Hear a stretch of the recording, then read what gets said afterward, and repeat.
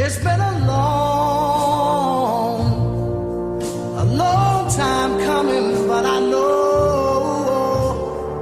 a change gonna come. Oh, yes it will. Welcome to a new edition of Seselwa Annou Koze. Today, our guest on our program is Mr. Haron Ondicho Sagwe. Mr. Sagwe, welcome to our program. It's my pleasure, thank you. Okay. Mr. Sagwe is a science teacher by profession. He came to the Seychelles in 2001 on a technical cooperation between the Seychelles and Kenyan government. Right, Mr. Sagwe? Exactly.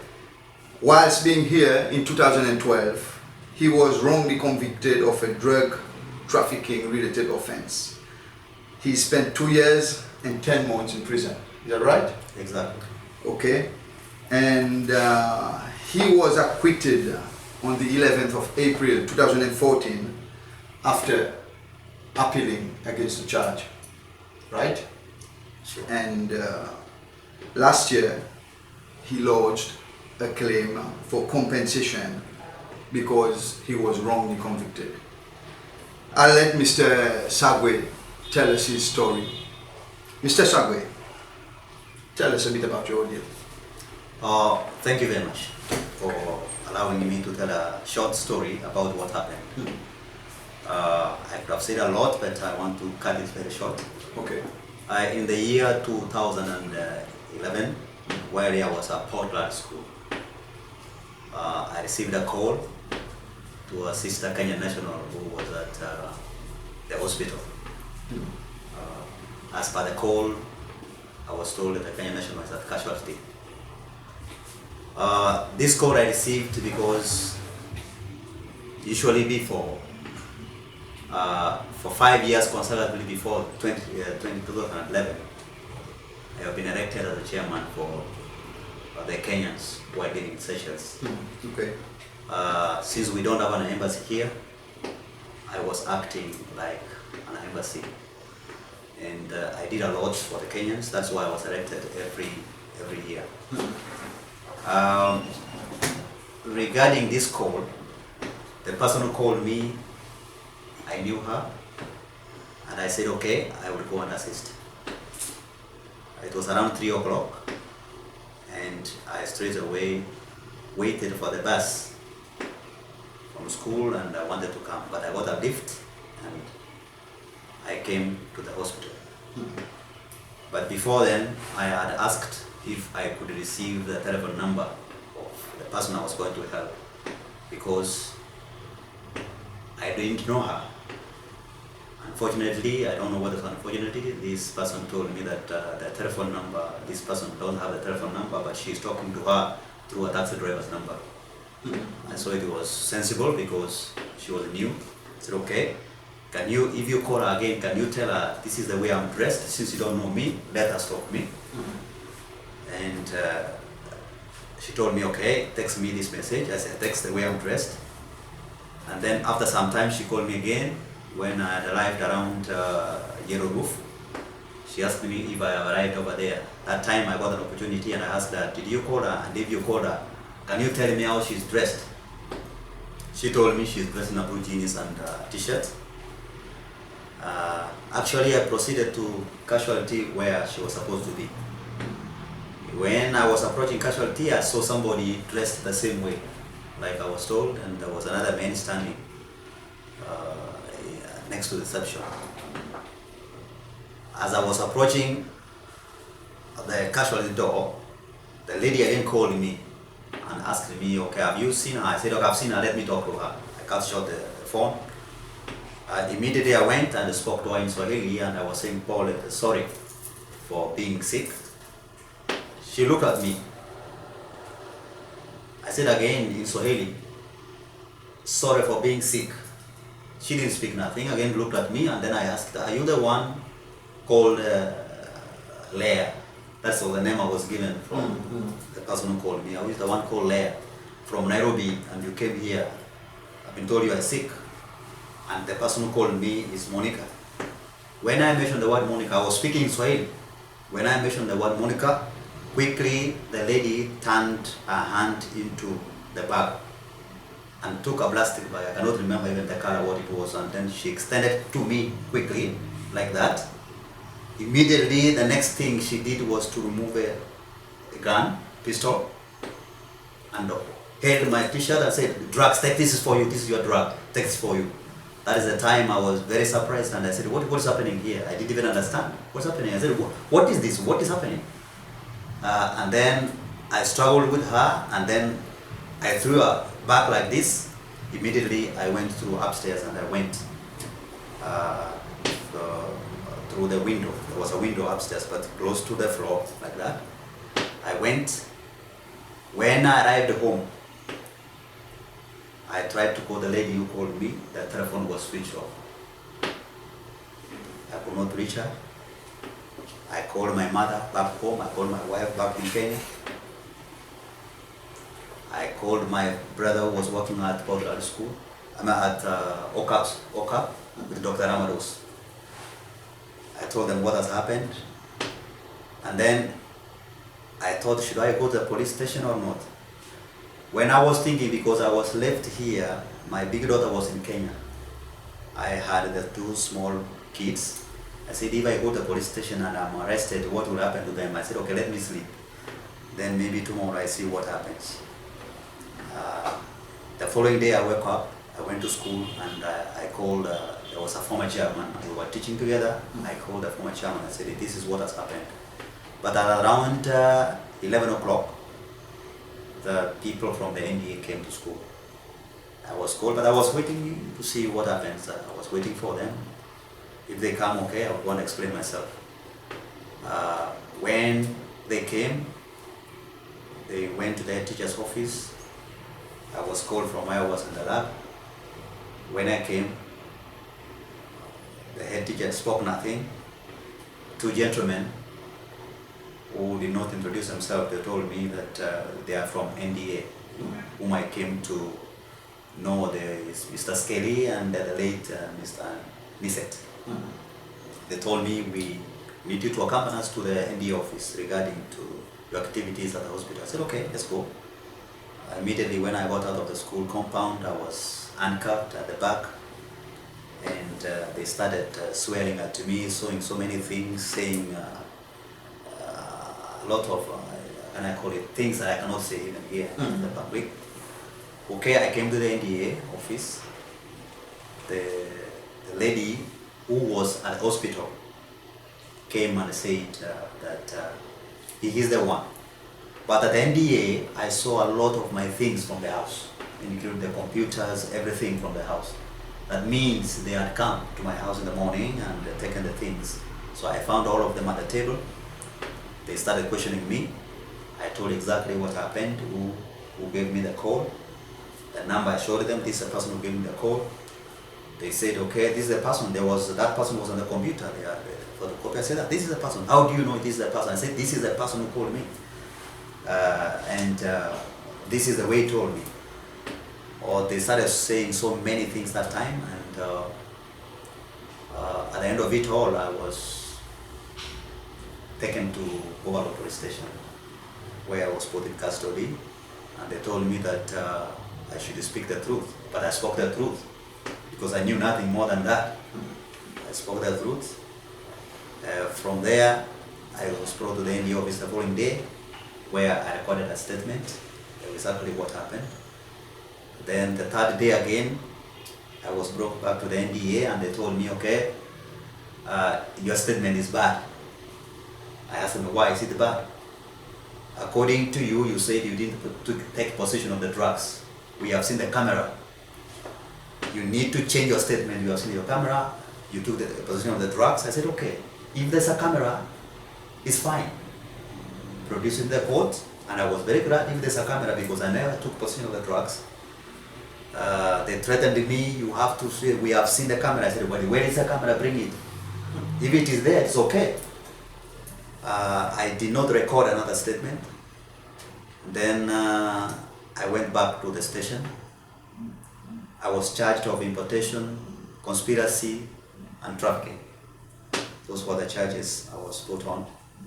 14 days later, the lady who was supposed to have been Leah came to court, whom I didn't know. She came to court and asked me, "Are you the one who was arrested?" I said, "Yes, I'm the one." Then she said, "Sorry." Sorry. I asked her, "Why?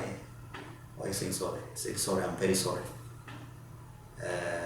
I asked her, "Are you the one who came from Kenya?" Because they told me those drugs have been brought from Kenya. They were intercepted at the airport 2 days before. She said yes. But when we were talking, the NDA came and took her. They said we should not be talking. They brought us together. So I left it. She was put in custody in another place. So we were brought in and out each 14 days as usual, and the case started around October 2011. In this case, as usual, the NDA came with a lot of lies, a lot of stories. Some of them I could, because what I know is from the time I came to the hospital, but they came with a lot of things, even some saying that they saw me on the road. I was looking suspicious. Then I was asking myself, and Mr. Dode, the judge, believes that from the road, imagine it is 4 o'clock, it is visiting time, there is so many people. The person who claims to have seen me from the road was never told that I am coming there. He didn't know me before, but he singled me out that I was looking suspicious where I'm walking from the bus stop to the hospital. And this was taken as one of the evidence that my behavior from the road to the hospital was that I came to correct the drugs. Another one said that they saw me running around the National House, which was not the case because I never passed through there. Even the NDA officer who was at the hospital, claiming to be the person who traveled from Kenya, twisted his way, the way I came in, and what we did is she said I spoke in English, she gave me the drugs, and I nodded my head and took off from there. When I went out of the door, I started to run. I was asking myself, I've never been mad. If I've nodded my head, that means I like the drugs. Why this time that I should start running from somebody I was talking to very nicely? It was very unfortunate that Mr. Dode convicted me over this kind of evidence. And even Mr. Dode himself, this was evidence not on record, not spoken by any witness, prosecution witness. He created a number that I was calling this number in Kenya severally, and that the same number was calling the so-called Leah in the Seychelles that time when he was under custody. She was under custody. This was never recorded anywhere. Nobody in the court said this, but he took it as a very strong evidence to convict me. I remember even the time when I was convicted that we had some kind of conflict with Mr. Dode 2008 regarding the Ministry of Education case, in which I went to it was 2008 or 2007, like that. I went to his office. He was a woodsman. We sat on the same table. I was trying to explain myself. Unfortunately, 14 days later, he wrote a letter that was looking like threatening me. That time I asked Mr. Dode that I'm taking the ministry to court, and I even approached Mr. Ponte from Ponte to go to court. But I don't know whether Mr. Dode took the same things into the court, but I'm thinking it must be so. And I was convicted 2012. I went to Matapeso prison. I spent two years, 10 months over there. I even made a school which is existing until now. I started to teach, I arranged the classes, and it is there up to now. And it's evidenced by the UNODC director, even the minister, Morgan. He came there several times and he was very proud about it. I saw on TV, he was proud and saying there's a school in Matapeso. It was the same me who did that. My own initiative, nobody did it.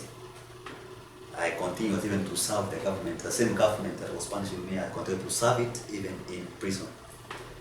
And I remember a box of books came from the Ministry of Education bearing my name.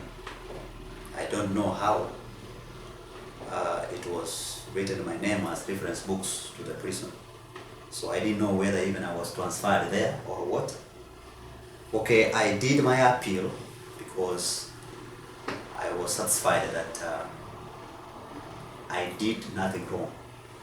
And I was very confident that under any normal circumstances, no normal judge, because a judge is supposed to judge properly. A judge is supposed to make sure that the prosecution proves any case beyond any reasonable doubt to convict, not on suspicious, how can I call it, allegations or rumors. Anyway, I was convicted, and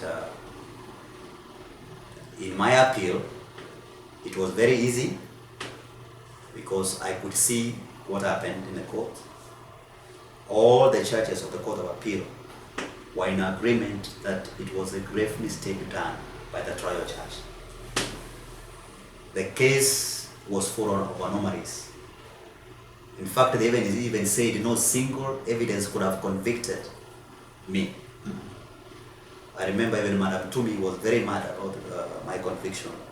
He even told the prosecutor that he cannot allow stupidity from the prosecution side to convict people in prison and spend time on their own stupidity. I remember that very well. Anyway, when it came to the judgment day in the Court of Appeal, I was acquitted. My sentence was set aside, and I was very happy about it. And the next step was to, after getting an advice, what the Constitution states, I had to launch the case for compensation. Mr. Sagwe, you told me that you lodged a case for compensations for wrongly being convicted, right? What happened to the case? Tell us the story. Okay, I launched the case. I was successful to launch the case last year, August 2014. Last year, August 2014. This is after a lot of trials, because I was required to pay a certain fee for me to launch the case. And at one time, I remembered when I had asked for a waiver of fee, I was given an excuse that because I do not receive Social Security, I'm not eligible to get any waiver of fee. I asked myself a question. I am not 63 to receive Social Security. I am not a Seychelles to receive Social Security. Does it mean I will never receive justice? Anyway, I had written a letter to the president, which I did not get any reply. I wrote several letters. I wrote to the Police Commission. I wrote to the Ombudsman. I wrote to the Human Rights Commission. I wrote to the Minister of Foreign Affairs, Seychelles, and one from Kenya. The last letter that I wrote was a 7-page letter that I wrote was the Chief Justice. And I made myself available to the Chief Justice. I gave the letter personally to him, which he read, and he said that the excuse which has been given by Mr. Bobo, it does not have any material. He stamped my letter and said, you deserve to get leave of fee waive, which I received from that day. I was given the legal aid, and from that time I launched my case against unlawful conviction. And we've been on and off in the court. until last month, that is July 28, July 28, when the Constitutional Court decided and said that I do not deserve any compensation, based on the argument that these errors done by the trial judge were not serious enough, and my imprisonment for 2 years and 10 months is not serious enough to grant me to deserve compensation. I wonder what is serious if 2 years, 10 months of my life is not serious enough, because I've lost entirely everything. And as we speak to date, is about 4 years since my conviction. That means still, I will say I'm still convicted until now. And the decision by the Constitutional Court to say that this is not serious enough, it is very absurd and very surprising, because I believe any normal court will award a compensation. It was an unlawful conviction. It was a mistake of the trial judge, but they cannot take the mistake of a trial judge to put it on me to suffer the punishment and continue to suffer the punishment. Mr. Sagwe, you said you've lost a lot of things. Can you tell us like some of the things you've lost? Like I can say I was away from my family when I was convicted 12 years. For me, I take 12 years as a life sentence, but some people take 12 years as 12 days. Because sometimes, in fact, I can say Seychelles has the longest serving sentences for prisoners in the world. I can say that. Why do you say that? Because I've never seen and I've never heard, even with rumors, you are convicted. And I have been at Motai Koze. There is people even up to 62 years, young men up to 62 years, for having stolen 2 mobiles. You serve a sentence of 62 years. This is even a judge who is doing that. I don't know what they're looking for. I don't know. Because you cannot keep somebody 62 years. Even the lifespan of that person is not 62 years. And as it has been said, and I've always been saying even in the prison, that even in terms of percentage-wise, Seychelles tops the whole world in terms of prison numbers, percentage-wise. Like, you can count many countries which have millions of people, but you can't find in a population where there is 80,000 people, there is almost 1,200 prisoners convicted of long sentences. Nobody gets out of very small things. There's no second chance, I can say. When I was convicted 12 years, I think even my wife could have seen that this person has gone for 12 years. She moved on with her life. My children that I could have guided as a father, because I'm very responsible, I don't think they're ever the same again. Because if you miss from your kids 2 years and 10 months, you don't expect them to find them the same again. Their mom was not here. Okay? The father was the only one who could have been here. The father is no longer there, he's in prison. Okay? You know the youngsters, how they are. They need guidance. So they are no longer the same. I'm struggling with them even now to put them correct. This is one of the things. I have lost income. I have lost so many things back home. Even my family members have died. I could not even witness the last time. This is so many things. Morally, I am no longer the same anymore. Yeah? The effect that I underwent and I'm undergoing is not the same like before. Okay. Yeah. Mr. Sagwe, Now that you've lost the compensation case, what's the next step? What are you thinking of doing? We are thinking of, trying to think of a possibility of appealing. But when I was trying to do so, there's a certain fee which is required. As you know, I've not been working for the last 4 years. It's very difficult for me to get that particular fee to make payment. I would like justice to take place. And it is good that justice takes place until the last process of the court. Okay. But the only problem is how to get the cash to pay for the appeal. Okay. But I'm thinking of other possibilities.